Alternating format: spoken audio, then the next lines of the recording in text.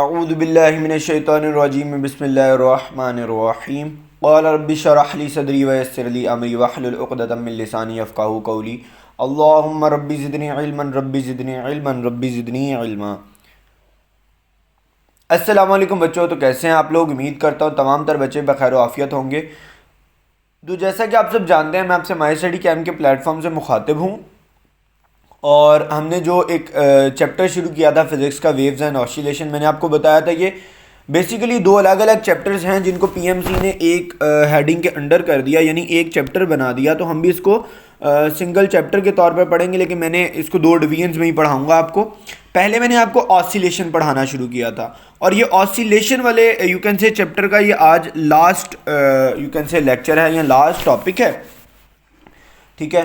उसके बाद मैं आप लोगों को आज हो सका तो पीडीएफ, अगर पीडीएफ ना हो सका तो फिर मैं एक लेक्चर ही बना दूंगा जिसमें मैं बहुत सारे क्वेश्चंस को आपको एक्सप्लेन कर दूंगा। बहुत सारे जो एग्जांपल्स हैं हम उनको सॉल्व कर लेंगे, ठीक है।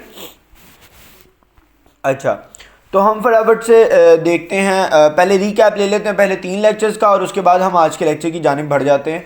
तो बेटा फर्स्ट लेक्चर तो एज़ यूजुअल, ठीक है, दस्तूर के मुताबिक हमने जो बेसिक्स थी इस चैप्टर के रिलेटेड वो पढ़े थे, कुछ क्वेश्चंस को सॉल्व किया था। देन हमने आज ये वाला ग्राफ ज़रा ज़हन में रखिएगा, ये दोबारा आएगा आज।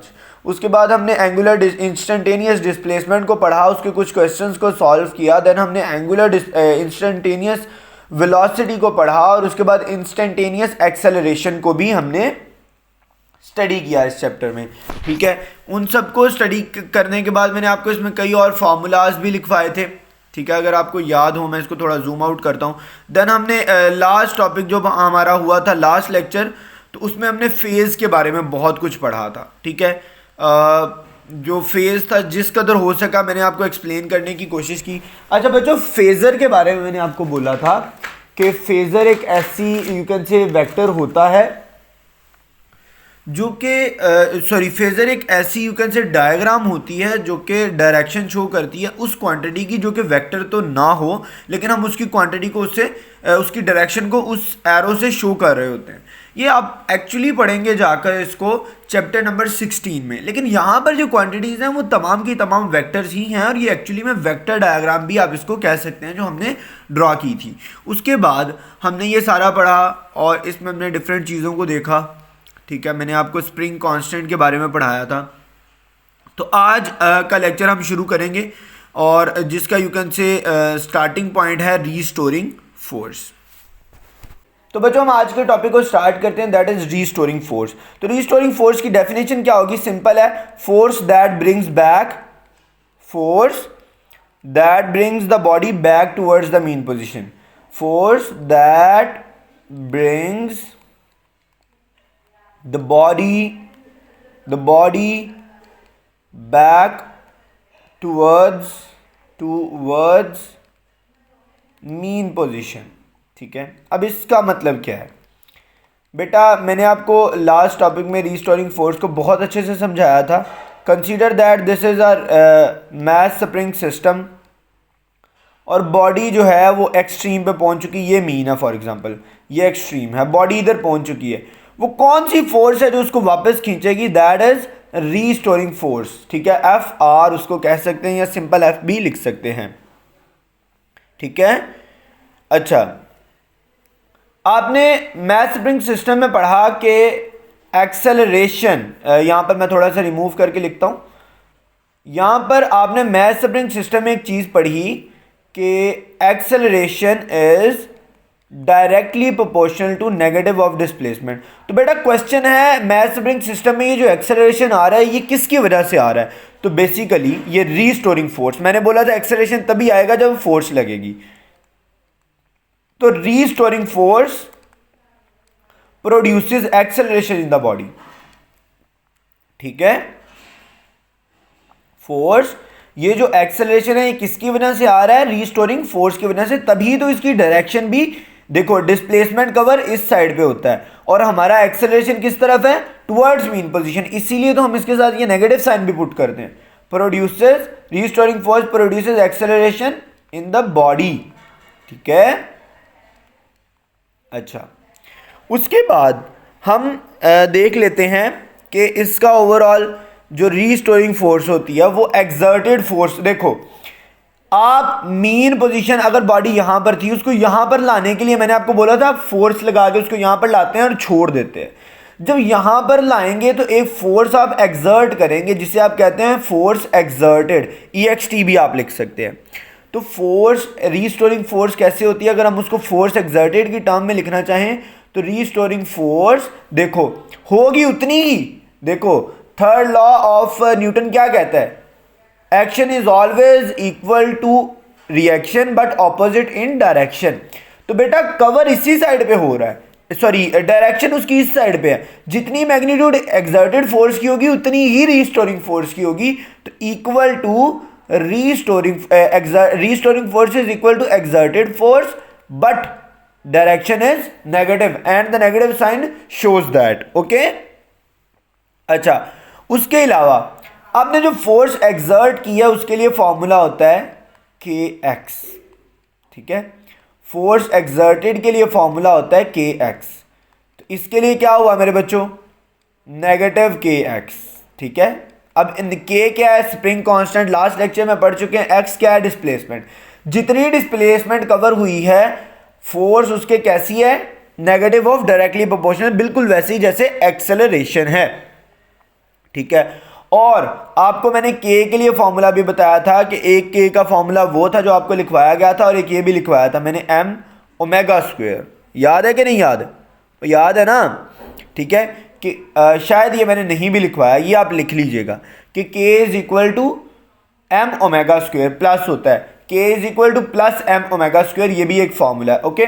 अब यहाँ पे पुट कर दें तो ये हो जाएगा negative m omega square x, ठीक है।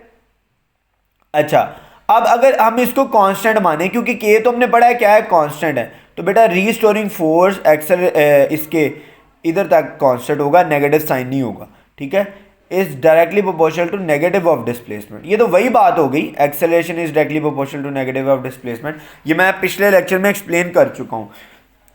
मैंने ऊपर बोला आपको कि ये वाला ग्राफ याद रखिएगा, वो मैंने क्यों बोला था, बेटा देखो अब क्या होगा, पहले हमने यहां पे ली थी एक्सेलरेशन, हम वहां पे ले लेंगे फोर्स, यहां पे हमने लिया था डिस्प्लेसमेंट, हमने यहां पे ले ली डिस्प्लेसमेंट। ड्रॉ करो ग्राफ बेटा, according to graph, according to relation F R is directly proportional to negative of displacement, यानी जब एफ आर पॉजिटिव है तो डिस्प्लेसमेंट क्या होगी, नेगेटिव होगी। यानी जब पॉजिटिव वाई एक्सिस के अंदर हमारी आएगी फोर्स, वहीं पे है ना, जब पॉजिटिव वाई एक्सिस की तरफ जा रहा होगा लाइन, तो इट मींस के एक्सेलरेशन डिस्प्लेसमेंट क्या होना चाहिए, नेगेटिव। तो वो किस सूरत में है, क्या फर्स्ट क्वाड्रेंट में है, नहीं, फर्स्ट क्वाड्रेंट में फोर्स भी पॉजिटिव होगी और डिस्प्लेसमेंट भी पॉजिटिव होगी। लेकिन सेकंड क्वाड्रेंट में क्या हो जाएगा, सेकंड क्वाड्रेंट में फोर्स तो पॉजिटिव ही रहेगी, पॉजिटिव वाई एक्सिस की तरफ ही है, लेकिन डिस्प्लेसमेंट नेगेटिव हो जाएगा। तो ये बिल्कुल ठीक रिलेशन ये है। अच्छा, बिल्कुल वैसे ही अब ये रिलेशन हम ऐसे भी लिख सकते हैं कि x is directly proportional to negative of F R, यानी फोर्स रीस्टोरिंग फोर्स, बिल्कुल सेम बात है, ठीक है।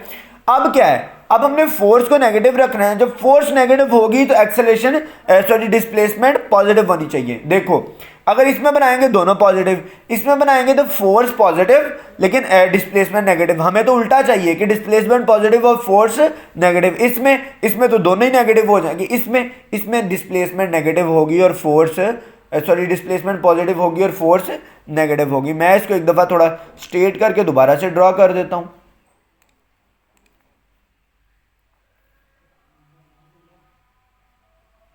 ठीक है, समझ आ गई, यानी ये इसके डायरेक्टली प्रोपोर्शनल टू है, लेकिन नेगेटिव साइन ने ग्राफ की शक्ल ही बदल के रख दी। ये हमने एक्सेलरेशन वाले चैप्टर में भी ये ग्राफ ड्रॉ किया हुआ है मेरे बच्चों, ठीक है। अच्छा, अब मैं यहां पर ना कुछ डिफरेंट फॉर्मूलाज जो आ रहे हैं इधर, उनको कैलकुलेट करने के जो ट्रिक्स हैं या यूं कह लें डेरिवेशंस हैं वो करवाऊंगा। उसके बाद हम सिंपल पेंडुलम पढ़ेंगे, नहीं सिंपल पेंडुलम से पहले हमने एक बहुत इंपॉर्टेंट कॉन्सेप्ट पढ़ना है और उसके बाद हम सिंपल पेंडुलम पढ़ेंगे। बल्कि मैं ऐसा करता हूँ, वो एलिवेटर वाला एक कॉन्सेप्ट आपको देना है, वो हम बाद में पढ़ेंगे, और एक दो कॉन्सेप्ट आपको समझाने हैं मैंने, वो हम बाद में पढ़ लेंगे। और जो पहले हम फॉर्मूले और उसके बाद सिंपल पेंडुलम पढ़ते हैं। तो ये कैसे निकलेगा? एक्सेलरेशन किसके बराबर आता है? बेटा आपको पता है कि रीस्टोरिंग फोर्स जो है वो नेगेटिव के एक्स के बराबर है, ठीक है। और आपको पता है कि F R according to second law of Newton M A के बराबर भी है। M A is equal to negative K X, ठीक है। एक्सेलरेशन निकालना है, acceleration is equal to negative K over M X. ये फॉर्मूला आपने याद रखना, बड़ा इंपॉर्टेंट है। और याद करें आपकी 10th क्लास की बुक, पंजाब वाले बच्चों का, कि पहला पेज जो था 10th क्लास की बुक के पहले पेज पे ये रिलेशन लिखा हुआ है, negative K M over x. ये आपने तब से पढ़ा हुआ है। सिमिलरली अगर आप यूं कहते हैं कि एक्स जो डिस्प्लेसमेंट है वो मैक्सिमम है, यानी एक्स नॉट है, तो एक्सेलरेशन हो जाएगा negative K M over X naught. Simple is that, ठीक है। और इसी फॉर्मूले से ये चीज़ निकली थी, क्योंकि मैस और के तो एक बॉडी का कांस्टेंट रहेगा, स्प्रिंग कांस्टेंट को ही तो हम कांस्टेंट कहते हैं, और मैस बॉडी का चेंज नहीं होगा। इसीलिए हम कहते हैं कि acceleration is directly proportional to negative of displacement. ये चीज़ भी हमने यहीं से ड्राइव की थी, ठीक है, ओके। अच्छा, दूसरी चीज आपके पास आ जाती है एंगुलर फ्रीक्वेंसी। इधर ही हम लिख देते हैं, जगह है काफी ज्यादा, लिखें एंगुलर फ्रीक्वेंसी। इसके कई नाम हैं, एंगुलर वेलोसिटी भी इसी को कहते हैं। उसके अलावा इसको हम कई और नामों से पुकारते हैं, मैं ओमेगा की बात कर रहा हूँ, ठीक है। मैंने आपको इसके कई नाम बताए थे। अच्छा, जैसा कि हमने पिछले फॉर्मूले में ड्राइव किया है कि a is equal to negative K over M X, ठीक है, ये आपने ड्राइव कर लिया। अच्छा, आप ये बात जानते हैं कि एक्सेलरेशन का फॉर्मूला हमने निकाला इसी चैप्टर में, ओमेगा स्क्वायर एक्स, याद है कि नहीं? वो पुट कर दें इधर, omega square X is equal to negative K M over, यहां पर भी नेगेटिव, यहां पर भी नेगेटिव, देखो इधर भी नेगेटिव होता है, इधर भी, इधर नेगेटिव ऑलरेडी है और इधर भी फॉर्मूले में नेगेटिव था, याद करें हमने वहां पर भी नेगेटिव बनाया था। तो ये नेगेटिव सिंपली इस नेगेटिव से कट आउट हो जाएगा और ये बचेगा omega square X is equal to K M over K M X. अच्छा, एक्स एक्स से भी कट जाएगा और ओमेगा की वैल्यू निकलेगी under root K over M. याद है हम ये पुट करते होते हैं डिफरेंट फार्मूलाज में, जहां पर ओमेगा की वैल्यू हमें पुट करनी पड़ती है, तो हम लिखते हैं under root K over M, under root K over M. अभी मैं बताता हूं कहां कहां पे करते हैं। अच्छा, अब यहां पर ना एक चीज भी देख लें, एंगुलर फ्रीक्वेंसी डिपेंड किस चीज पे कर रही है? ओमेगा डिपेंड्स ऑन अपॉन किस किस चीज पे डिपेंड कर रहा है? के ऊपर डिपेंड कर रहा है। ओमेगा के directly under root directly proportional है, ठीक है, और एम के ऊपर डिपेंड कर रहा है, मैथ के ऊपर, ठीक है। बस इन दो चीज़ों पे डिपेंड कर रहा है और इसके अंडर रूट इनवर्सली प्रोपोर्शनल है। और इंडिपेंडेंट किस किस चीज़ से है? ये बड़ा इंपॉर्टेंट है, इंडिपेंडेंट ऑफ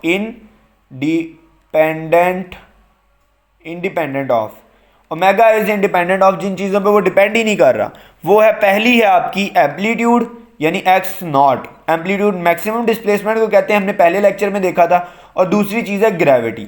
इन दो चीज़ों पर ये अभी भी डिपेंड नहीं करेगा, ये सिर्फ डिपेंड करेगा मैथ पे और के पे, और उनका रिलेशन भी मैंने आपके सामने लिख दिया। Next thing is time period, ठीक है। इसके अंदर यानी इस सिस्टम के अंदर आप टाइम पीरियड को कैसे कैलकुलेट करोगे? मैथ स्प्रिंग सिस्टम वाले में टाइम पीरियड कैसे कैलकुलेट होगा? वो बेटा होगा आपका, आप जानते हैं कि टी होता है आपके पास 2πf, ये फॉर्मूला याद है? बल्कि नहीं 2πf नहीं होता, सॉरी, वो तो एक मिनट आपके पास होता है f is directly proportional to 1/t and f is equal to 2π, omega is equal to 2πf, sorry my bad, omega is equal to 2πf, ठीक है, हाँ अब ठीक है। अच्छा, अब f की जगह पर t पुट कर दें, omega is equal to 2π/t और उसके बाद t की वैल्यू निकालनी है तो 2π ओवर ओमेगा। ये एक्चुअली फॉर्मूला टाइम पीरियड का जो आपको पता है। अब हमने इसको इसके सिंपल मास स्प्रिंग सिस्टम के अकॉर्डिंग बनाना है, तो हम लिखेंगे t is equal to 2π, omega की वैल्यू हमने ऊपर ही निकाली है, क्या बनती है? k ओवर m, लेकिन यहां पर चूंकि इनवर्स है आप वैल्यू को इनवर्स करके लिख दें m ओवर k, ठीक है, ये आपका बन गया टाइम पीरियड का फॉर्मूला। इसमें भी देख लें कि डिपेंड किस किस चीज़ पे कर रहा है और इंडिपेंडेंट किस किस चीज़ से है। डिपेंड्स अपॉन, किस चीज़ पे डिपेंड कर रहा है मेरे बच्चों? पहली चीज़ है कि मैथ्स पे डिपेंड कर रहा है। कैसे? Directly, under root directly. उसके बाद स्प्रिंग कांस्टेंट पे डिपेंड कर रहा है, अंडर रूट इनवर्सली। ठीक है, अच्छा किस किस चीज़ से इंडिपेंडेंट है? इंडिपेंडेंट, इंडिपेंडेंट किस किस चीज़ से है बेटा? ना ये एम्पलीट्यूड पे डिपेंड करता है, एम्पलीट्यूड पे डिपेंड नहीं करता टाइम पीरियड, और ग्रेविटी पे भी डिपेंड नहीं करेगा। याद रखिएगा, ये दो चीज़ें हैं जो अमल दरामद इस मोशन में नहीं हो रही। नेक्स्ट इज टाइम पीरियड के बाद हमें एक और चीज़ का फॉर्मूला बहुत ज़्यादा पूछा जाता है, दैट इज फ्रीक्वेंसी। हमने, आप बोलेंगे सर हमने ऊपर निकाली तो है फ्रीक्वेंसी। बेटा वो फ्रीक्वेंसी नहीं निकाली हमने, एंगुलर फ्रीक्वेंसी निकाली है। अब हम फ्रीक्वेंसी निकालेंगे। फ्रीक्वेंसी का फॉर्मूला आपको मैंने अभी बताया क्या होता है, ओमेगा का फॉर्मूला बताया था। क्या कर रहा हूं मैं बार बार? Omega is equal to 2 pi F. तो एफ का फॉर्मूला क्या बना? Omega over 2 pi. ठीक है, ओमेगा की वैल्यू पुट कर दें, क्या होती है वो? K over M, 1 over under root 1 over 2 pi K over M. Simple is that. देख लें डिपेंड किस किस चीज़ पे कर रहा है और इंडिपेंडेंट कौन कौन सी चीज़ पे। डिपेंड्स अपॉन, बेटा सिंपल है, फॉर्मूला बता रहा है f is directly proportional to under root K, f is inversely proportional to under root m। और इंडिपेंडेंट अगेन वही बात, एम्पलीट्यूड पे डिपेंड नहीं कर रहा और ग्रेविटी पे डिपेंड नहीं कर रहा। बच्चे पता है गलती क्या करते हैं? वो सोचते हैं जितना ज़्यादा खींचेंगे उतनी ज़्यादा इसकी फ्रीक्वेंसी हो जाएगी, उतना ज़्यादा टाइम पीरियड हो जाएगा। बेटा ऐसा कुछ नहीं है, एम्पलीट्यूड पे भी डिपेंड नहीं करेगा और दूसरी किस चीज़ पे डिपेंड नहीं करेगा? ग्रेविटी पे भी डिपेंड नहीं करेगी frequency of mass spring system. ये सारे फॉर्मूले मैस स्प्रिंग सिस्टम के लिए लिखे हैं हम। ठीक है, अच्छा अब हम क्या करते हैं, इधर एक कंडीशन लिख लेते हैं। वो मैं क्यों लिख रहा हूं वो भी आपको अभी पता चल जाएगा। इफ अ स्प्रिंग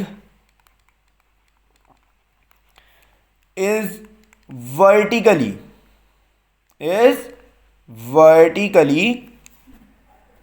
हेल्ड, यानी हमने अब उसको वर्टिकली पकड़ लिया, यानी पहले हमने उसको हमेशा यू पढ़ा है ना, यू यू यू आगे आ जाता है मैस स्प्रिंग सिस्टम जो हमने पढ़ा है। अब हम कह रहे हैं कि यूं है कि स्प्रिंग ऐसे है, ठीक है, और उसके साथ यहां पर मैस जुड़ा हुआ है। ठीक है, हम अब यूं बात कर रहे हैं। अब क्या होगा? अब बस फॉर्मूला हमने पहले क्या पुट किया था? एम ए का। ठीक है, एम ए का। अब ए की जगह आ जाएगा जी, एम जी। आपको पता है ना, जब ग्रेविटी जो है फोर्स लगाए, क्योंकि उसके नीचे आने की वजह ग्रेविटी है, वापस जाने की वजह रीस्टोरिंग फोर्स है, तो जो फोर्स नीचे को लगेगी वो एफ जी लग रही है। ठीक है, तो एफ जी का एम जी पुट हो गया। अच्छा अब आप जानते हैं कि F is equal to M G, और एफ का एक और फॉर्मूला भी आपको पता है कि एफ इज इक्वल टू के एक्स। आपका सवाल होना चाहिए कि सर यहाँ पर आपने जो है नेगेटिव पुट क्यों नहीं किया? तो मैं बोलूँगा बेटा मैंने नेगेटिव इसलिए पुट नहीं किया बिकॉज जो ये हम एक्सर्टेड फोर्स की बात कर रहे हैं, और जब हमने रीस्टोरिंग की बात करते हैं नेगेटिव हम तब पुट करते हैं। याद है मैंने ऊपर बताया था। अभी मैंने आपको क्या बोला है कि नीचे एफ जी की बात कर रहा हूँ मैं। ठीक है, यहाँ पर मैं लिख देता हूँ ताकि समझ आ जाए। तो लिख दें K X is equal to M G. ठीक है, उसके बाद ये हो जाएगा K over M is equal to G over K over M, ठीक है, इज इक्वल टू सॉरी इसको दोबारा रीसेट करें ज़रा। के ओवर एम नहीं लिखें, एम ओवर के लिखें। M over K is equal to X over G. Simple है, जहां जहां हमने एम ओवर के पढ़ा था वहां पर एक्स ओवर जी आ जाएगा। कैसे? अब देखें, टी इज इक्वल टू 2 पाई, आपने पढ़ा एम ओवर के, वहां पर अब क्या आ जाएगा? टी इज इक्वल टू 2 पाई। जब आप इस तरह कर देंगे उसको तो x ओवर जी। ठीक है, और सिमिलरली फ्रीक्वेंसी के लिए आपने क्या पढ़ा? 1 over 2 pi K over m। अब क्या हो जाएगा? k ओवर m रिप्लेस हो जाएगा g ओवर x से। देखो m over k is equal to x over g, k over m is equal to g over x। दोनों इन्वर्स हो जाएंगी ना, जी ओवर एक्स आ गया आपके पास, ठीक है। नाउ द क्वेश्चन अराइजेस कि क्या अब जो फ्रीक्वेंसी और टाइम है वो डिपेंड कर रहे हैं एम्पलीट्यूड पे और ग्रेविटी पे या नहीं, क्वेश्चन है।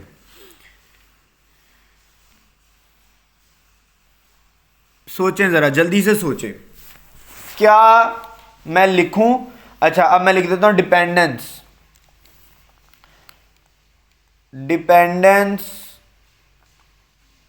ऑफ फ्रीक्वेंसी एंड टाइम, मैं दोनों की इकट्ठी लिखूंगा। मैं तो क्वेश्चन लिख देता हूं, do they depend on X and G, question है। जल्दी सोचे, मुझे आंसर करें। तो बेटा आंसर है नो। नो क्यों आएगा? बिकॉज आप जानते हैं कि acceleration is directly proportional to negative of displacement. अच्छा, अब इस केस में जो जी वाली एक्सेलरेशन है वो किसकी है? वो एक्सर्टेड फोर्स की है। किसकी है? वो एफ एक्सर्टेड किया, और वो हम कैसी लेंगे? पॉजिटिव। तो G is directly proportional to X होता है आपके पास, समझ आई? G is directly proportional to x है, तो आपके पास टाइम का फॉर्मूला क्या है? 2 पाई x ओवर जी।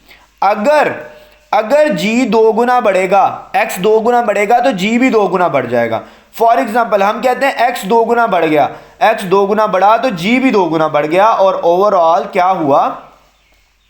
2x over 2g। Overall condition क्या रह गई? कांस्टेंट। जितना x बढ़ जाएगा उतना ही g बढ़ जाएगा, और दोनों के बढ़ जाने से ओवरऑल उनका जो रेशियो है वो कांस्टेंट रहेगी। इसीलिए हम कहेंगे time and frequency is still independent of displacement यानी एम्पलीट्यूड एंड ग्रेविटी। पूरे मैथ स्प्रिंग सिस्टम में कभी ऐसा नहीं हुआ कि कोई भी क्वांटिटी आपकी जो है डिस्प्लेसमेंट या उस पर डिपेंड की हो। हर दफा क्या आया? इनडिपेंडेंट। समझ गए हैं? अच्छा, अब मैं जाते जाते, चूंकि हम अब तो मैथ स्प्रिंग सिस्टम के टॉपिक को क्लोज करने लगे हैं, तो जाते मैं यहाँ पर डिस्प्लेसमेंट का फॉर्मूला और वेलोसिटी का फॉर्मूला चाहूँगा कि थोड़ा सा आपके सामने मॉडिफाई करके रख दूँ ताकि आपको याद रहे। आपने पढ़ा x is equal to X naught sine omega T, पढ़ा कि नहीं पढ़ा? पढ़ा है ना। अब बस आपने करना है ओमेगा की वैल्यू पुट कर दें, साइन के ओवर एम टी, सिंपल। ये नया फॉर्मूला आपके पास आ गया। बिल्कुल वैसे वेलोसिटी का आपने क्या पढ़ा?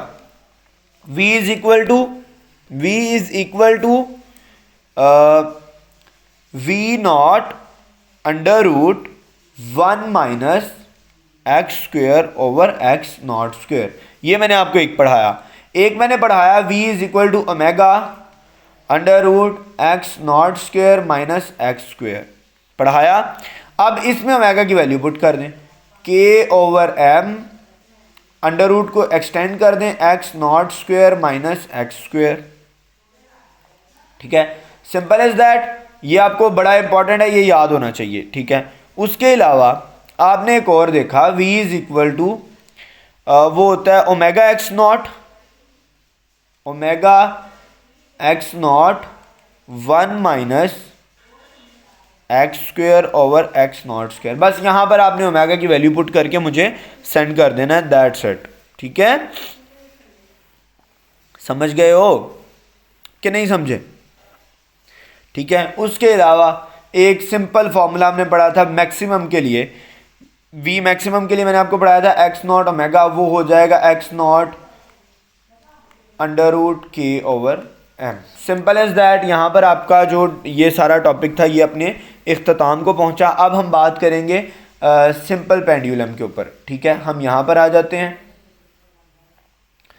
तो सिंपल पेंडुलम और उसका मोशन मैंने ऑलरेडी आपको समझाने के लिए यहाँ पर लोड करके रखा हुआ है।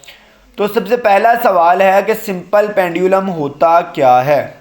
सिंपल पेंडुलम बेटा सिंपल इज दैट, इसकी मैं डेफिनेशन लिखूंगा, अ स्मॉल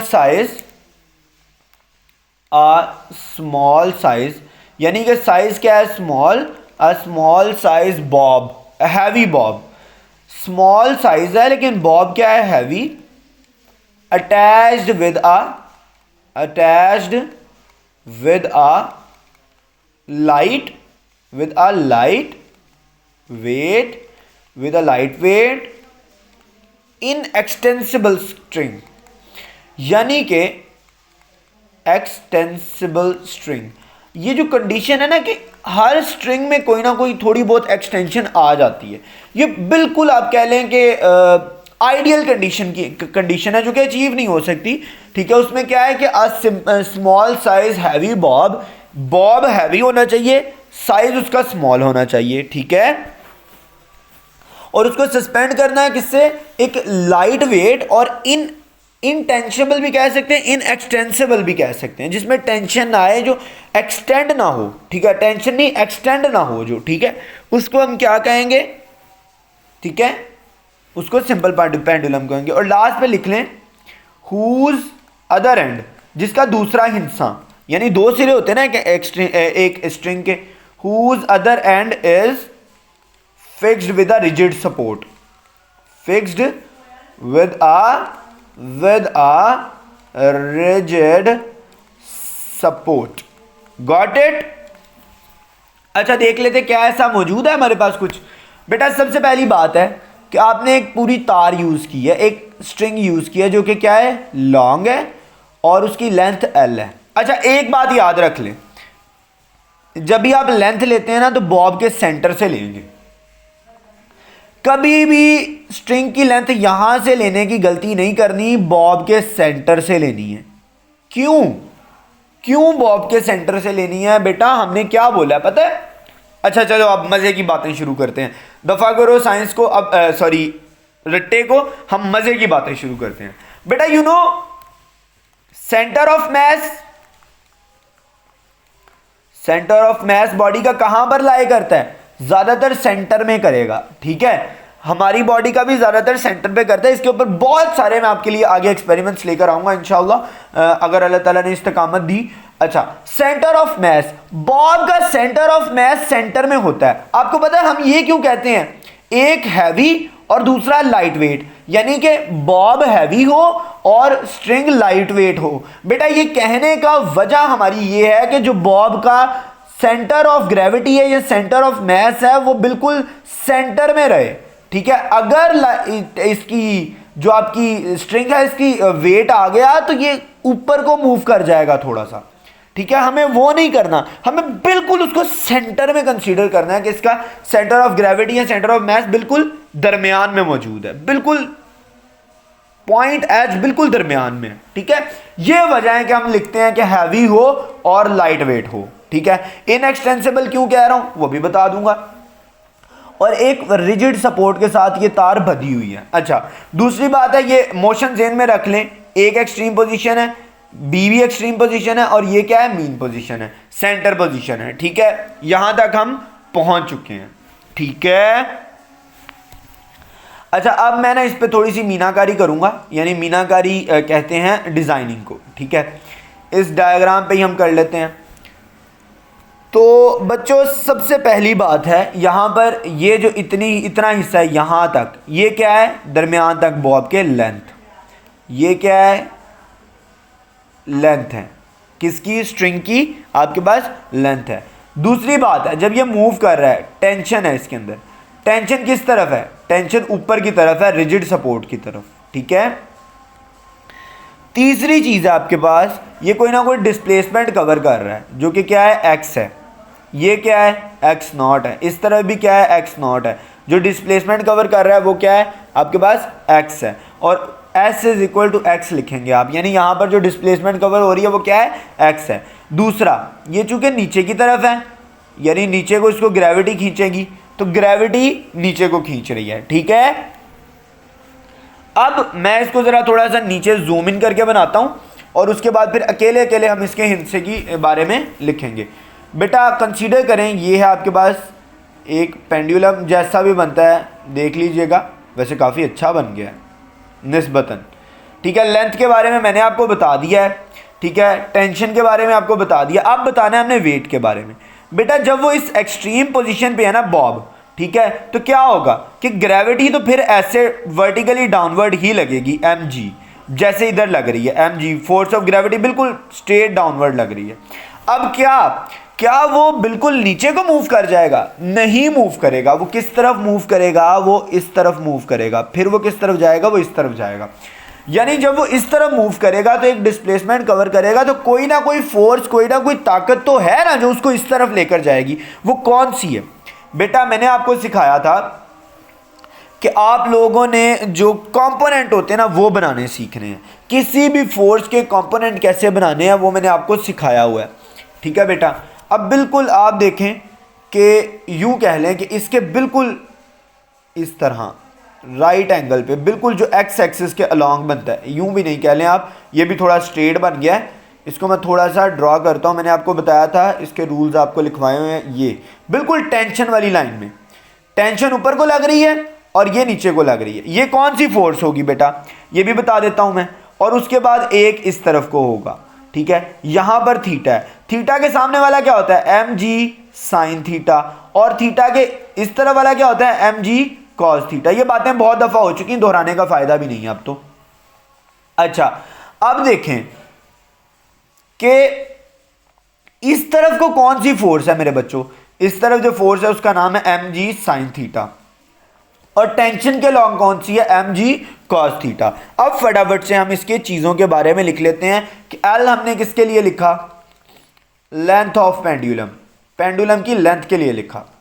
यहां पर जो मैंने आपको सेंटर ऑफ ग्रेविटी वाला या सेंटर ऑफ मास वाला बात, सेंटर ऑफ ग्रेविटी वाली चीज बताई है ना, वो जेन में रखिएगा, बड़ा इंपॉर्टेंट है वो।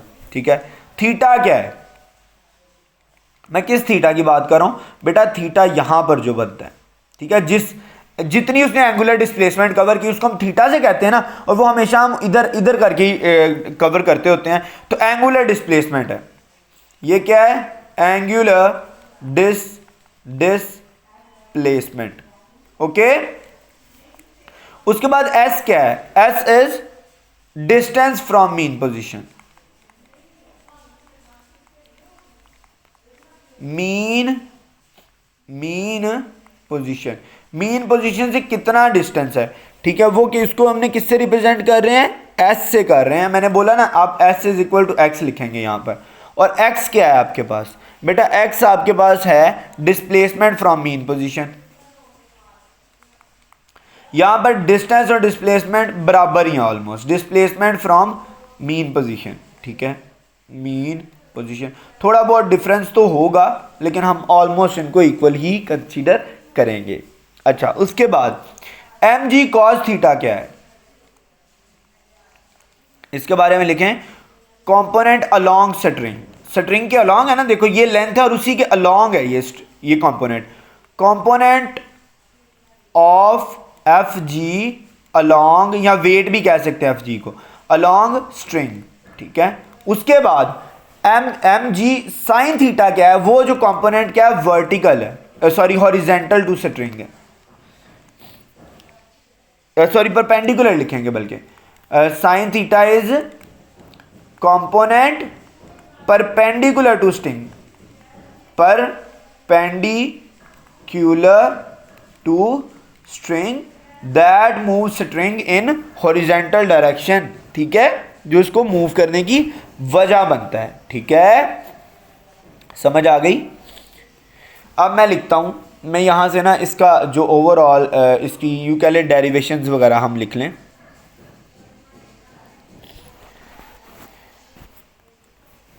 अच्छा, अब ना हम यहां पर देखते हैं कि टेंशन को कौन सी चीज बैलेंस कर रही है। तो हम लिखेंगे mg cos थीटा। मैंने लिखवाया था ना कि बैलेंस, देखो टेंशन ऊपर की तरफ था। अभी अगर तो टेंशन की फोर्स सरप्लस हो जाए, ज्यादा हो जाए, टेंशन फोर्स ही है ना, तो इसको ऊपर को मूव कर जाना चाहिए, लेकिन ये ऊपर को मूव नहीं करता, ना ही ये नीचे को मूव करता है। तो ये बैलेंस किससे हुई है? जितनी टेंशन है उतना ही mg cos थीटा है। इसको मैं दो तरीके से प्रूव करके दिखाता हूं। पहले मैं लिखता हूं mg cos theta balances tension of string, tension of string. इसकी एक और एक्सप्लेनेशन हो सकती है, वो क्या हो सकती है? As no acceleration is produced.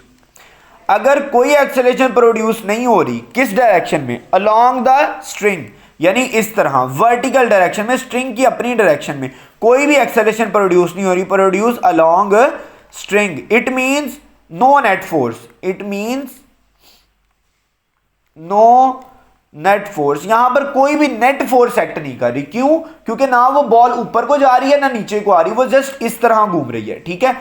तो इट मींस कि एक्सेलरेशन प्रोड्यूस नहीं हो रहा, इट मींस कि नेट फोर्स भी कोई नहीं है, नो नेट फोर्स। अगर नेट फोर्स नहीं है तो इसमें दो फोर्सेस हैं, एक टेंशन है और एक mg cos थीटा है। लिखें tension minus mg cos theta F net is equal to tension minus mg cos theta which is equal to zero, क्योंकि नेट फोर्स जीरो है। अच्छा, अब हम क्या करते हैं? Tension minus mg cos theta को बराबर लिखते हैं जीरो के, और इस तरह tension is equal to mg cos theta. दो तरीकों से मैंने ये चीज प्रूव कर दी। अगर आप कंफ्यूज हुए, अगर इसमें जरा सी भी कंफ्यूजन हुई आप लोगों को, मैंने लिटरली फैंटी लगा देनी, ठीक है? ओके, अच्छा, अब हम देख लेते हैं कि क्या इनकी वैल्यूज चेंज हो रही हैं। तो आंसर इज यस। कैसे चेंज हो रही है? Tension eight mean position,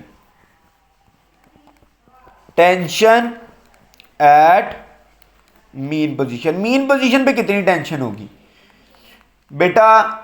mean position पे टेंशन मैक्सिमम होगी, ये याद रखना है आपने। कैसे मैक्सिमम होगी बेटा? मीन पोजीशन का मतलब ये होता है, मीन पोजीशन का मतलब क्या होता है कि थीटा इज जीरो, ठीक है। हमने क्या बोला था कि थीटा यहां पे बन रहा है ना, ये जो वो बिल्कुल मीन पोजीशन पे आ गया, तो ये थीटा क्या हो गया? जीरो के बराबर, ठीक है। जब थीटा जीरो है तो cos zero 1, tension is equal to maximum that is mg, ठीक है। और at extreme position, extreme position पे टेंशन मेरे बच्चों मिनिमम होगी। एट एक्सट्रीम पोजीशन टेंशन क्या होगी? Tension is minimum. क्यों? क्योंकि आप जानते हैं थीटा क्या हो जाएगा एक्सट्रीम पोजीशन पे? मैक्सिमम। जितना ज्यादा थीटा, वो इट मींस कि वो 90 की तरफ जा रहा है ना। मैंने आपको बोला था जब 90 की तरफ वैल्यू जा रही हुई है, देखो यहां पर 0 था, यहां पर फॉर एग्जांपल 30 था, यहां पर 60 था, 90 की तरफ जा रहा है। तो आपको पता है कि कॉस की वैल्यू 90 की तरफ क्या होती है? कम होती है। जहां थीटा मैक्सिमम होगा वहां पुट करेंगे mg cos theta, that is tension is minimum. Okay, समझ आ गई? लेकिन अब यहां पर ये दो सिचुएशन मैंने लिख दी। अब एक और चीज कर लेते हैं, that is if angular displacement. अगर एंगुलर डिस्प्लेसमेंट क्या हो? Angular displacement theta is very small.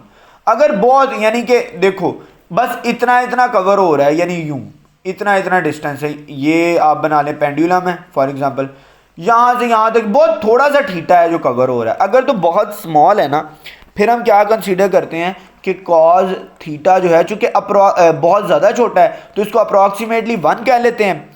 Tension को हम लिख देते हैं approximately equal to mg which is approximately equal to constant. तो टेंशन चेंज नहीं होती। लेकिन अगर वो आपको स्ट्रिक्टली पूछ ले तो आपने बताना है कि ऐसे ऐसे टेंशन चेंज हो सकती है, ठीक है? और समझ आ गई? अच्छा, अब अगला सवाल है कि इधर रीस्टोरिंग फोर्स कौन सी चीज देती है? हमने टेंशन को तो बैलेंस कर लिया, अब बारी है कि रीस्टोरिंग फोर्स कौन सी होती है। तो कंपोनेंट ऑफ वेट या Fg परपेंडिकुलर टू स्ट्रिंग, जिसे हमने mg sin थीटा लिखा था। मैंने आपको ऊपर बताया ना कि वो देखो इधर है, तो मैंने आपको बोला इधर से इधर कोई ना कोई फोर्स लाएगी, और वो कौन सी है? mg sin theta. और वो किसके तौर पे एक्ट करेगी? जो मीन पोजीशन की तरफ लेकर आए हम उसे क्या कहते हैं? Restoring force. तो Fr यानी कि रीस्टोरिंग फोर्स किसके बराबर आएगी आपके पास? नेगेटिव mg sin थीटा। नेगेटिव की वजह क्या है वो मैंने आपको ऑलरेडी बताई हुई है कि हम नेगेटिव यहां पर क्यों पुट करते हैं, ठीक है? रीस्टोरिंग के साथ आता ही है ना यार, छोड़ दो उस बात को, अब मैं बार बार उसको एक्सप्लेन नहीं कर सकता, ठीक है, समझ आ गई। अच्छा, अब आप देखो कि आपको पता है एफ आर बराबर होता है एम जी के, एम ए के, सॉरी मैंने ये आपको बताया था। अब लिखें M A is equal to negative M G sine theta, M से एम गया, acceleration is equal to negative G sine theta, समझ आ गई, ये हो गया आपके पास इतना। अच्छा, उसके बाद आप देखें नेगेटिव जी साइन थीटा आ गया आपके पास, और हमने पढ़ा कि फॉर स्मॉल एंगल अगर थीटा बहुत स्मॉल है तो क्या होगा, साइन थीटा को अप्रॉक्सीमेटली कंसीडर क्या कर लेंगे आप, थीटा लिख सकते हैं, सिर्फ थीटा, ठीक है। जब हमने कॉस थीटा के लिए क्या लिखा है, उसको हम अप्रॉक्सीमेटली 1 लिख सकते हैं, और साइन थीटा को हम अप्रॉक्सीमेटली थीटा लिख सकते हैं। ये कुछ रट्टे के पॉइंट्स ही आप समझ लें, ठीक है। तो फिर क्या हो जाएगा, हम जानते हैं वी नो, हमें एक फॉर्मूला पहले से पता है, S is equal to R theta, ठीक है, theta is equal to S over R. Theta यहाँ पे एंगल वाला थीटा नहीं है, ये एंगुलर डिस्प्लेसमेंट है, ठीक है। और आपको पता है कि एक्स को हमने यहाँ, एस को हमने क्या लिखा है एक्स, और आर को, रेडियस को हमने एल लिखा हुआ है, लेंथ ही है ना रेडियस, अच्छा एल लिखा हुआ है। अब यही थीटा ऊपर पुट कर देना है और वो बन जाएगा A is equal to negative G X over L, ठीक है।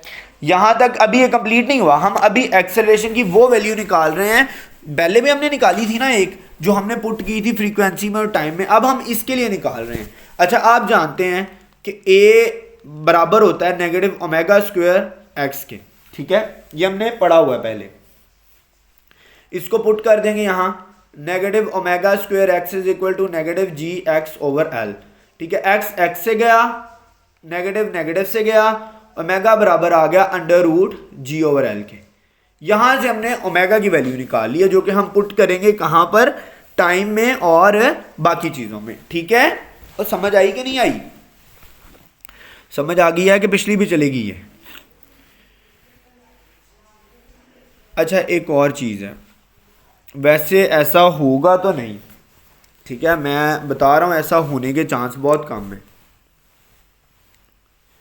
लेकिन फिर भी चांस है सही, तो मैं आप लोगों को लिखवा देता हूँ कि अगर ऐसा हो जाए, अगर ऐसा हो जाए, इफ़, ऐसी कंडीशन वो देता नहीं है लेकिन याद रख लीजिएगा, इफ़ पेंडुलम, इंपॉर्टेंट नोट पे ही लिखें, इफ पेंडुलम मेक्स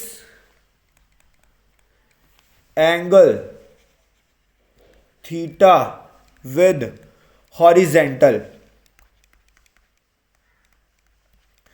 पहले हमने वर्टिकली लिया था, यानी यूं था ना एक एंगल थीटा, हम यू ले रहे थे, अब वो क्या कह रहा है कि हॉरिजेंटल लें, हॉरिजेंटली वो थीटा ले, ठीक है। तो फिर क्या होगा, हॉरिजेंटल इंस्टेड ऑफ वर्टिकल। तो आपको पता है कि जब भी हम एंगल चेंज कर देते हैं तो हम बस साइन का फंक्शन चेंज कर देते हैं, अगर साइन होता है तो कॉस कर देते, कॉस होता है तो साइन कर देंगे, फिर टेंशन हो जाएगा M G cos theta, sorry M G sine theta हो जाएगा, टेंशन क्या हो जाएगा एम जी साइन थीटा, और रीस्टोरिंग फोर्स हो जाएगा negative M G cos theta, ठीक है। मतलब कि बस फंक्शन चेंज होते हैं जब भी एंगल चेंज होता है, यानी हॉरिजेंटल से वर्टिकल या वर्टिकल से हॉरिजेंटल, जो आपके फॉर्मूले होंगे ना वो उसके अकॉर्डिंग जस्ट फंक्शन चेंज कर लेंगे, यानी अगर साइन था पहले तो वो कॉस हो जाएगा, और अगर कॉस था पहले तो साइन हो जाएगा। बिल्कुल वैसे ही मैंने आपको एक जगह लिखवाया था पिछले चैप्टर में कि एफ को हम रिप्लेस कर सकते हैं टॉर्क से, तो बिल्कुल वैसे अगर इधर भी हमने टॉर्क कैलकुलेट करना हो ना, उसके लिए formula M G L sine theta, M G F है, एल रेडियस है, और साइन थीटा वैसे ही आ गया। तो ये एफ आर आपके पास क्या होता है, एफ क्रॉस आर ही होता है ना, इसका आर क्रॉस एफ होता है, सॉरी एफ क्रॉस आर लिखेंगे गलत हो जाएगा, आर क्रॉस एफ होता है किसका, टॉर्क का फॉर्मूला। उधर से हमने क्या निकाल लिया, M G L sine theta for pendulum, आ गई समझ। अच्छा, हमने अब ऊपर एक्सेलरेशन निकाल लिया था, मैं एक दफ़ा दोबारा से फॉर्मूला लिख देता हूँ इधर। एक्सेलरेशन का हमने क्या फॉर्मूला निकाला है, एक्सेलरेशन का हमने फॉर्मूला निकाला है बच्चों, A is directly proportional to, sorry A is equal to negative G X over L, ये फॉर्मूला हमने निकाल लिया है। अच्छा, जी ओवर एल तो कांस्टेंट है, ये चेंज नहीं होंगे। इस फॉर्मूले से भी ये बात प्रूव होती है कि A is directly proportional to negative X. और जिस फॉर्मूले से भी, यानी जिस क्वांटिटी के लिए भी या जिस मोशन के लिए भी ये चीज़ प्रूव हो गई ना कि ये A is directly proportional to negative X over negative X, तो उसका मतलब है वो कौन सा मोशन है? सिंपल हार्मोनिक मोशन है। हमेशा ये जो A is directly proportional to negative X है ना, जिस जिस मोशन में प्रूव होता जा रहा है, समझ लो ये इस चीज़ की निशानदेही कर रहा है कि भैया आप जिस मोशन की बात कर रहे हैं ये सिंपल हार्मोनिक मोशन है, ये और कोई मोशन है नहीं है बच्चों। अच्छा, अब हम ना एंगुलर फ्रीक्वेंसी देख लेते हैं। एंगुलर फ्रीक्वेंसी, जिसका फॉर्मूला आपके पास क्या होता है, सॉरी रिप्रेजेंटेशन होती है ओमेगा। वो हमने निकाल लिया ऊपर पहले से ही, जो कि हमने क्या निकाला है? जी ओवर एल। ठीक है, समझ आ गई? अच्छा, अब यहां पर एंगुलर फ्रीक्वेंसी किस किस चीज पे डिपेंड कर रही है? Depends on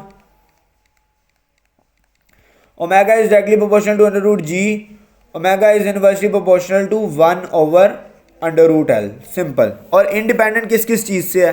amplitude and mess, दोनों चीजों से क्या है? इंडिपेंडेंट।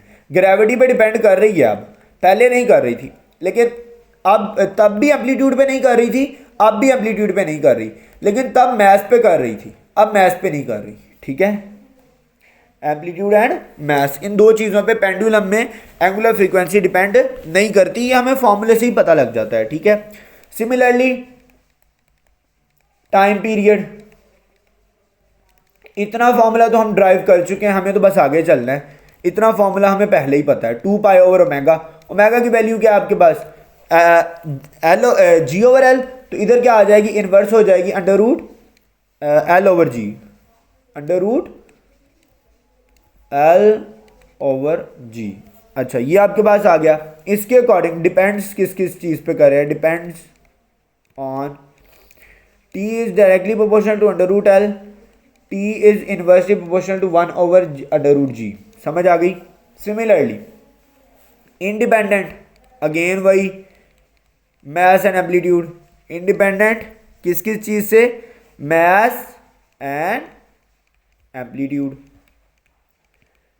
एम्पलीट्यूड। उसके बाद अगली चीज आ जाती है आपके पास फ्रीक्वेंसी, सिंपल फ्रीक्वेंसी की बात हो रही है। वो क्या है? Omega is equal to 2 pi F.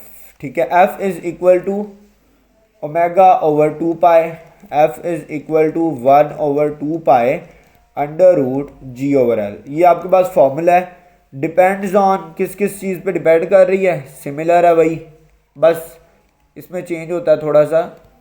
Directly proportional to under root G and inversely proportional to 1 over under root L.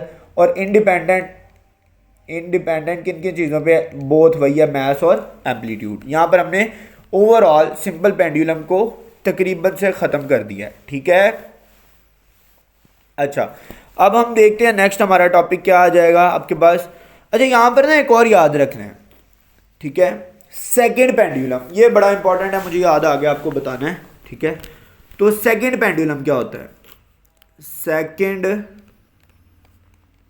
Pendulum बेटा, a pendulum whose time period is 2 second. A pendulum, वो पेंडुलम जिसका time period, pendulum whose time period is 2 second is called as second pendulum. यानी उसका time period क्या होता है बच्चों? 2 second होता है। ठीक है, उसके अच्छा अगर टाइम पीरियड 2 सेकेंड है तो फ्रीक्वेंसी क्या होगी?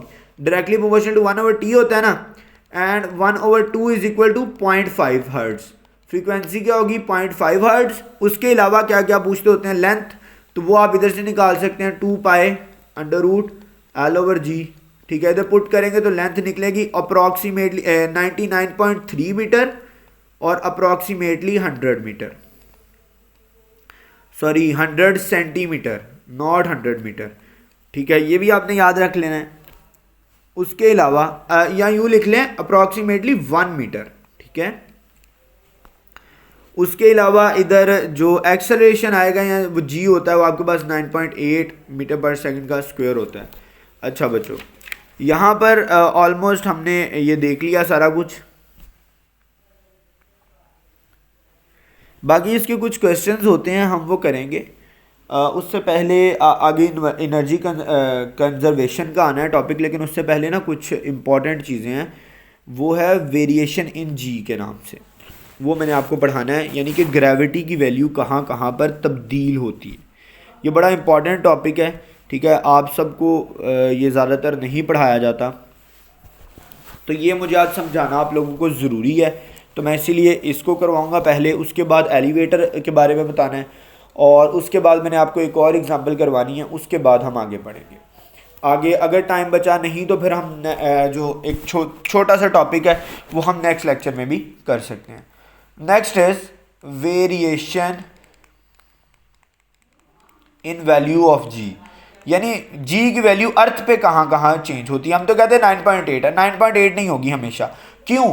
क्योंकि अर्थ हमारी गोल नहीं है, हमारी अर्थ क्या है, एलिप्टिकल है, बैजवी है, अंडे जैसी है, थोड़ी सी, इतनी ज़्यादा तो नहीं जितनी मैंने बना दी, लेकिन थोड़ी सी पिचकी हुई है, यानी ये पोल्स थोड़े से पिचके हुए हैं, यहाँ से ये थोड़ी बाहर को है। ये बात याद रखिए, मुझे कोई भी ऐसी पिक्चर मिली नहीं जिसके अर्थ गोल ना हो, तो इसीलिए मुझे मजबूरन इसको यूँ गोल ही लेना पड़ा है। लेकिन गोल नहीं होती, कैसी होती है, थोड़ी सी अंडे के जैसी होती है, ठीक है। अच्छा, सबसे पहले हम लिखते हैं on the surface of earth, जमीन की सरफेस पे क्या है, ऑन सरफेस ऑफ अर्थ। यहां पर क्या सीन है, फॉर्मूला क्या है, G M over R square, ये आपने पढ़ा हुआ है, ठीक है। अच्छा, अब बात क्या है बेटा, एक चीज़ है, अब मैं कलर कौन सा लूँ जो इस पर नज़र आए। रेड कलर ठीक है, लेकिन मैं इसको थोड़ा सा डार्क कर लेता हूँ ताकि क्लियर नज़र आए। अच्छा बेटा, ये मैं एक सेंटर में लाइन ड्रॉ कर रहा हूँ, नज़र आई, ठीक है। उसके बाद एक पॉइंट मैं यहाँ ड्रॉ कर रहा हूँ और एक पॉइंट मैं यहाँ ड्रॉ कर रहा हूँ। इनको मैं फटाफट से लेबल कर देता हूँ। This is what, north pole, north pole, this is south pole. अच्छा, ये क्या है, ये है इक्वेटर, ये क्या है बच्चों, इक्वेटर, बिल्कुल जो सेंटर में लाइन है, ठीक है। अच्छा, अब ये जो आर है ना, आर, ये यूं कह लें कि रेडियस है, अभी के लिए हम इसको रेडियस ही पढ़ेंगे, रेडियस ऑफ अर्थ। हम कितना कहते हैं रेडियस, 6400 किलोमीटर, ठीक है। लेकिन ऐसा नहीं है, क्योंकि अर्थ पिचकी हुई है, ऐसी है थोड़ी सी, ठीक है। तो हर जगह से वो 6400 नहीं होगा, बल्कि यहां पर कम होगा, यहां पर बहुत ज़्यादा होगा, यहां पर बहुत कम होगा, ठीक है। यहां पर अगर आप आर लेते हैं ना, यहां पर, और अगर आप यहां पर लेते हैं और आप यहां पर लेते हैं, 3 पॉइंट्स मैंने बताए हैं, तीनों आपने क्या लिए, आर। अगर तो ये परफेक्ट गोल होती तो ये तीनों बराबर होते, लेकिन ऐसा नहीं है। यहां पर क्या होगा, आर की वैल्यू कम होगी, यहां पर दरमियानी होगी, और यहां पर ज्यादा होगी, सबसे ज्यादा इक्वेटर के अलॉन्ग होगी, ठीक है। जब आर की वैल्यू ऐसे चेंज हो रही है, तो क्या इनकी जो है पोल्स पे और इक्वेटर पे क्या ग्रेविटी की वैल्यू चेंज नहीं हो जाएगी? तो बिल्कुल बेटा हो जाएगी। कैसे होगी, लिख देता हूं मैं। आपको पता है कि जी इनवर्सली प्रोपोर्शनल है आर स्क्वायर के, जहां पर आर ज्यादा होगा जी की वैल्यू क्या होगी, कम होगी, ठीक है। तो इसीलिए इक्वेटर के ऊपर, पोल्स के ऊपर क्या होगी आपकी वैल्यू, पोल्स के ऊपर मैक्सिमम। क्यों? क्योंकि आपके पास आर की वैल्यू कम है, जी की वैल्यू क्या आएगी, मैक्सिमम आएगी, ठीक है। और समझ आ गई? जबकि इक्वेटर पे क्या होगी, मिनिमम इक्वेटर पे। और जब आप पोल से इक्वेटर की तरफ मूव करेंगे तो ग्रेविटी, यूं लिख देता हूं मैं, when we move from pole to equator, ये अक्सर क्वेश्चन आता होता है, पोल से इक्वेटर की तरफ मूव करेंगे तो क्या जी की वैल्यू क्या होगी बेटा, जी की वैल्यू कम होगी।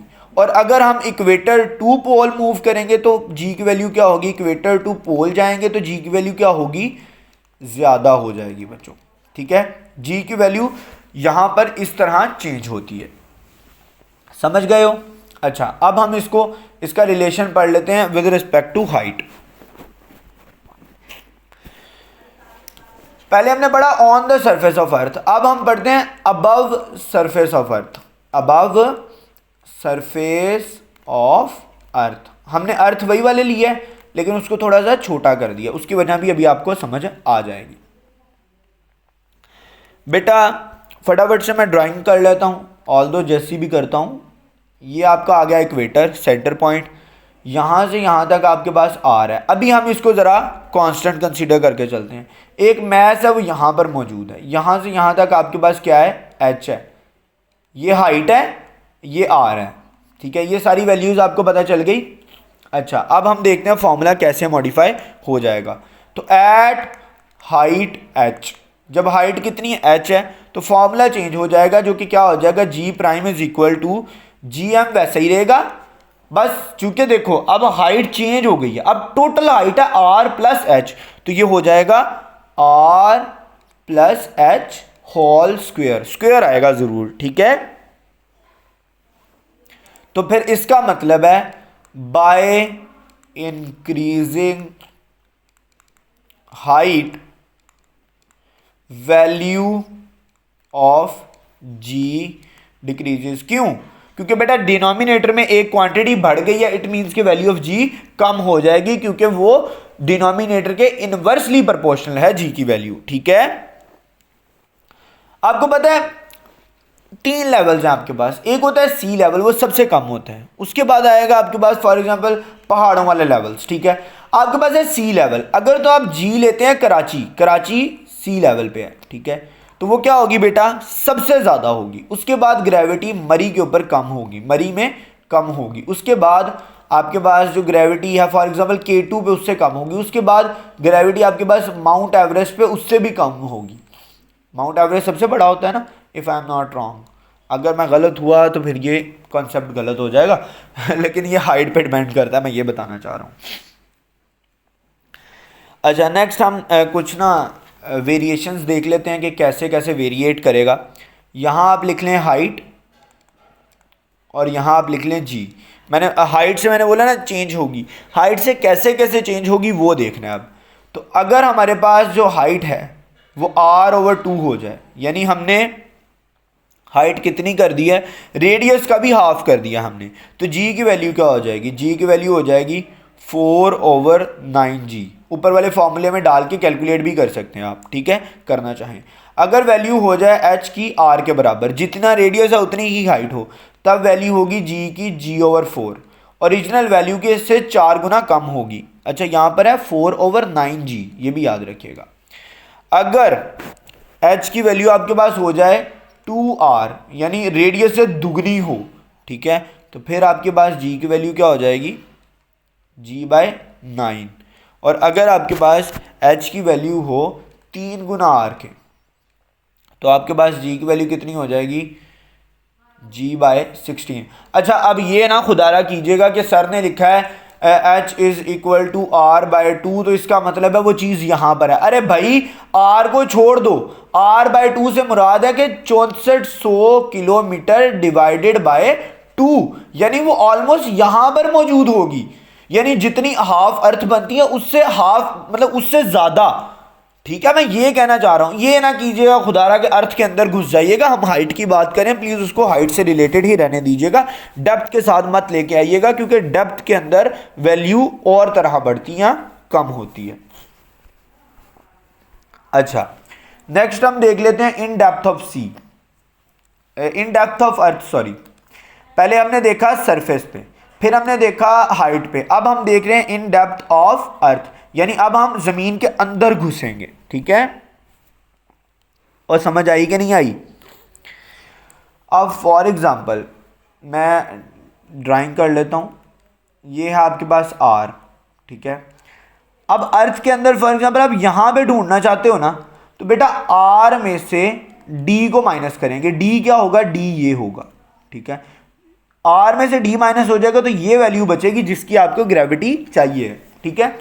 तो अब इसका फॉर्मूला कैसे मॉडिफाई हो जाएगा, फॉर्मूला कुछ ऐसे मॉडिफाई होगा, g is equal to G M capital, अब ऊपर आ जाएगा r minus d over r cube, ठीक है। इसमें क्या होगा, बाय इंक्रीजिंग डेप्थ, जैसे जैसे हम जमीन की गहराई में जाते जाएंगे, increasing depth value of g decreases. जैसे जैसे हम डेप्थ बढ़ाते जाएंगे, ज़मीन के अंदर जाते जाएंगे, वैल्यू जो जी की है वो भी कम होती जाएगी बच्चों। और बिल्कुल सेंटर पे यहाँ पर जी की वैल्यू क्या होती है, यहाँ पर जी की वैल्यू 0 होती है। ठीक है, वो समझ गए हो बेटा। अगर आपको पता हो, हमने एक फॉर्मूला पढ़ा है 2 पाई एल ओवर जी, इस सब को कांस्टेंट मानो, T is directly proportional to 1 over under root G. बेटा अगर जी की वैल्यू कभी 0 हुई ना, तो इट मीन्स है कि टाइम पीरियड इन्फिनिटी हो जाएगा और फ्रीक्वेंसी 0 हो जाएगी। ये कैसे, अब ये आप मुझे बताइएगा, मैंने आपको हिंट दे दिया है, सिंपल है। ठीक है, मैंने आपको हिंट दे दिया है। अच्छा, उसके अलावा अगर आपने जो है ना इसको कैलकुलेट भी करना चाहते हैं ना कि डेप्थ में जाने से किस तरह चेंज होती है, तो मैं आपको ना एक क्वेश्चन दे देता हूँ और उसका आंसर भी बता देता हूँ, वो आप कैलकुलेट करके देख लीजिएगा कि अगर डी हो जाए आपके पास r/2, तो जी की वैल्यू क्या आएगी। जी की वैल्यू आपके पास आएगी जी प्राइम आएगा g/2 के। अब ये आपने कैलकुलेट करके देखना है क्या ऐसा वाकई होता है।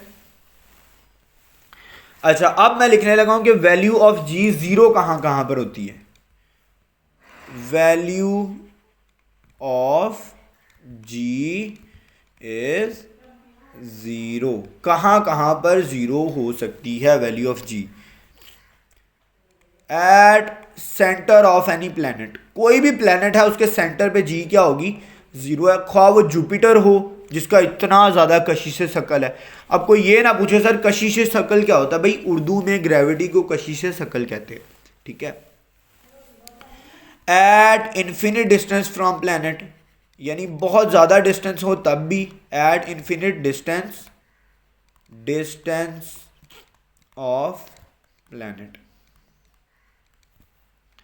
ठीक है, उसके बाद inside satellite revolving around earth, अगर कोई सैटेलाइट इनसाइड सैटेलाइट रिवॉल्विंग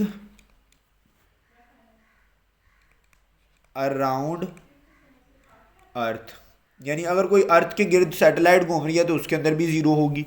उसके अलावा inside a freely falling system, मैंने आपको बताया था फ्रीली फॉलिंग सिस्टम के अंदर जी 0 होती है। इनसाइड फ्रीली फॉलिंग सिस्टम, ये मैंने आपको पहले भी करवाया हुआ है। अच्छा, अब इसके बाद ना एक और चीज़ रह गई है कि एक्सेलरेटिंग फ्रेम ऑफ रेफरेंस। ठीक है, ये कुछ ज़्यादा थोड़ा सा यूँ कह लें कि समझाने वाली चीज़ें हैं, समझ से रिलेटेड हैं।